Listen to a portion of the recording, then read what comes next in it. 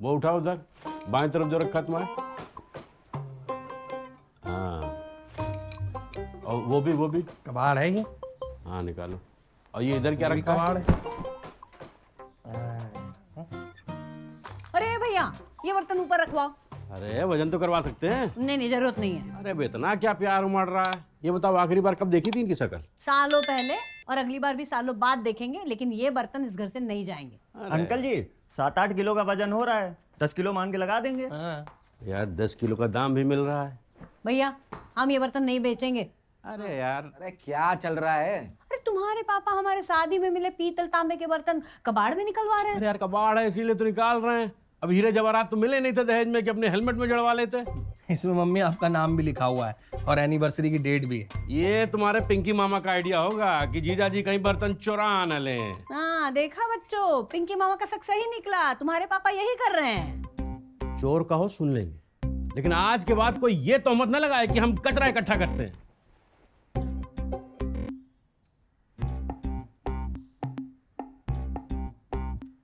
सुनो भैया, वो पीली गठरी निकालो ऊपर से। वो क्या है? निकालो निकालो। अरे नहीं उसको काहे उतरवा रही हो? भारी भारी। अरे यार मिक्सी खराब हो गई तो इसे ठीक करवाएंगे। अरे यार पापा, आपको क्या प्रेम है ये पुराने सिलबट्टे से? बेटा तुम नहीं जानते। अरे हम बताते हैं, ये पुराना सिलबट्टा इनकी माताजी की निशानी है, तो ये कबाड़ नहीं है, लेकिन हमारे घर से आए हुए बर्तन कबाड़ है। नहीं बेटा, सिल बट्टे पे पिसे चटनी का स्वाद ही अलग होता है। पीतल के बर्तन में बने खाने का स्वाद भी अलग ही होता है मिश्रा तो जी। बनाया करो ना, इस्तेमाल तो करती नहीं हो। अरे मम्मी पापा बेमतलब में ही भावुक हो रहे हैं। एक काम करते हैं, इन दोनों को ही निकाल देते हैं, है ना? नहीं, इधर ला। कहाँ उसको? इधर ला। ए यार पापा सही तो कह रहा है, पुराना माल जाएगा तभी तो नया माल आएगा। अरे नहीं बेटा, इसमें इतना भारी क्या है? हैं? इसमें वो गुड्डे गुड़िया हैं। गुड्डे गुड़िया क्या है इसमें? वर्जिश का सामान है भैया। यार एक मिनट। गुड्डे गुड़िया, ये तुम हमारी वर्जिश का सामान हमसे बिना पूछे बेचे दे रहे हो?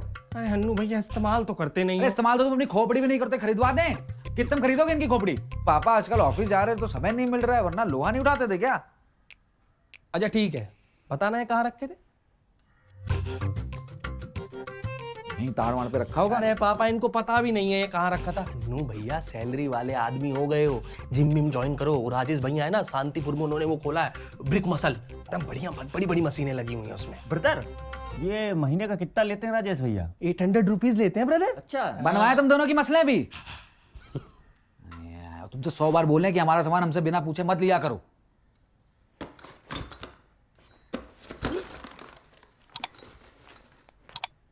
अरे ऐसे तो इस घर का सामान कभी निकलेगा ही नहीं। आप ही तीनों लोग कबाड़ इकट्ठा कर रहे हैं। जरूरी सामान होगा तो निकलवाएंगे कैसे? अरे मम्मी जरूरी था तो कबाड़ में क्यों था? ये हम दोनों ने खोद खोद के निकाला है। अरे बेटा दिहाड़ी मिल जाएगी तुमको, अब इसको वापस ऊपर रखो। चलो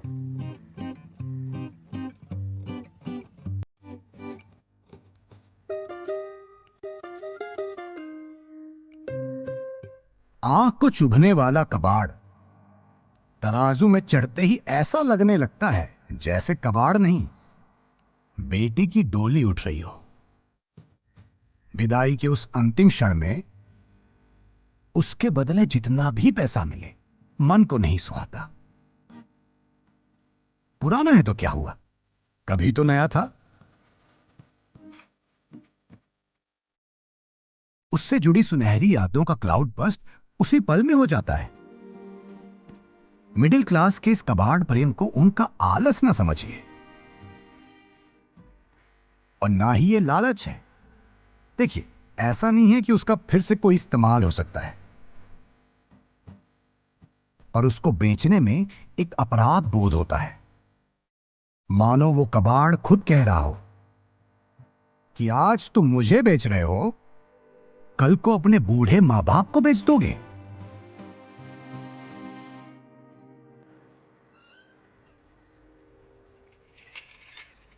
तीन 400 तो बन जाएगा ना? उतना भूल जाओ।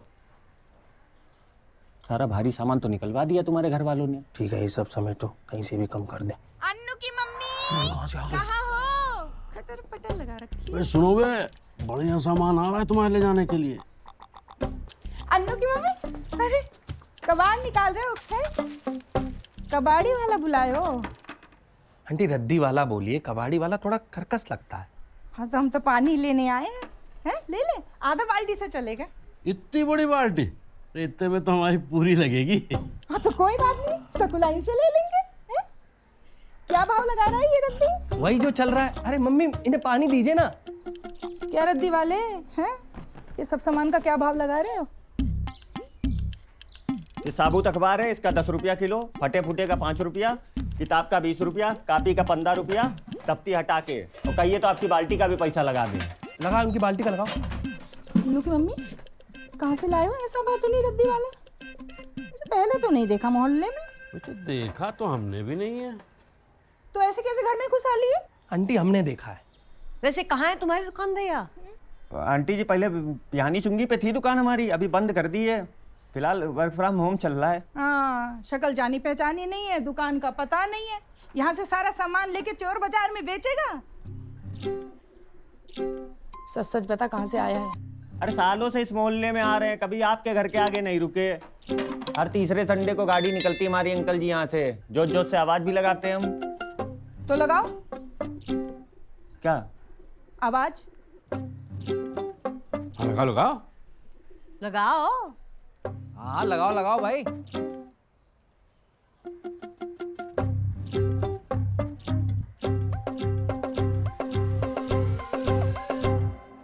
रद्दी वाले, पुरानी कापी किताब अखबार बेच डाले।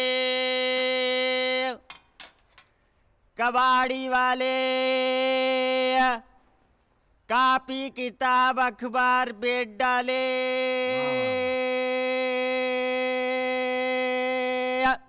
वाह, बहुत दिन बाद सुने यार ये आवाज।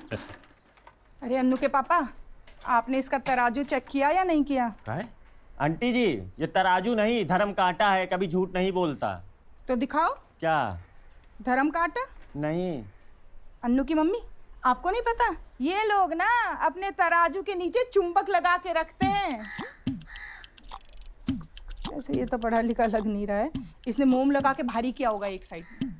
एक्सक्यूज मी आंटी जी, ओपन यूनिवर्सिटी से ग्रेजुएशन कर रहा हूँ और आप हमारा तराजू चेक कर लीजिए। अगर कोई खोट निकल आए तो 100 रुपया किलो के हिसाब से सामान खरीदूंगा। पक्की बात? हाँ। अपनी बात से पलटना मत। नहीं। अन्नू के पापा, आप इस पे नजर रखो, हम लेके आते हैं अपना धर्म कांटा। अरे हम खुद ही नहीं हिलेंगे यहाँ से, अब तो इज्जत सम्मान की बात आ गई है। ला रहे इज्जत ले सम्मान आइए। तुम्हारा। अरे अमन, सिंह के नीचे की थैली का सामान भी दे दो। अरे अब क्या भेज रही हो? तुम्हारे पाप का घड़ा।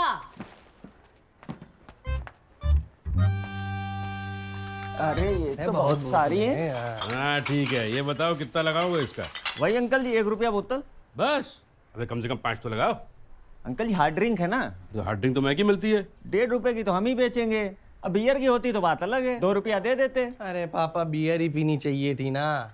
आपकी लीवर की कुर्बानी के बदले कम से कम 2 रुपये बोतल तो बने। अंकल जी की कैपेसिटी अच्छी है इसके हिसाब से तो। अरे भाई अगले महीने आना, तुम कर बोतलें बचती है यार। कम बोला करो। और तुम भरो इसे फटाफट अपने झोले में, नहीं कहीं वो बगल वाली आ गई ना, कड़वा तेल रखने के लिए उठा ले जाएंगे। भरो फटाफट। ब्रदर, हमारा कितना हो जाएगा? 170 बस। अरे हम सबका 170? अरे यार,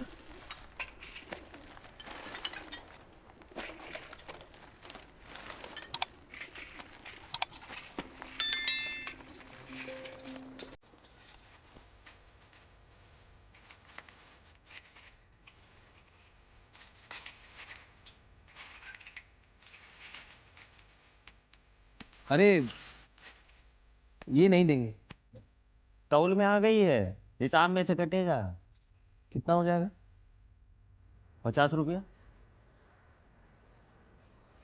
कोई बात नहीं।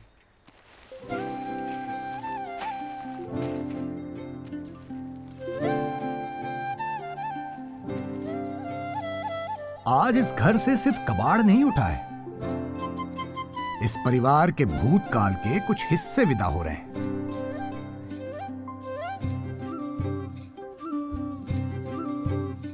मिडिल क्लास का भूतकाल उनके पानी की टंकियों में, उनके ताड़ में, उनके बक्सों में और उनकी बरसातियों में दबा होता है। एक सेंटिमेंटल वैल्यू है जो भंगार को भी भगवान बना देती है। मिस्र के पिरामिड्स में जब लोगों के शव को दफनाया जाता था तो साथ ही वो चीजें भी दफना दी जाती थीं जो दूसरी दुनिया में उनके काम आ सके। यही परंपरा अगर भारतीय मिडिल क्लास के साथ जोड़ दी जाए तो देश की कबाड़ समस्या काफी हद तक सुलझ सकती है। विश्वास ना हो तो इस बात पर एक रेफरेंडम करा के देख लीजिए।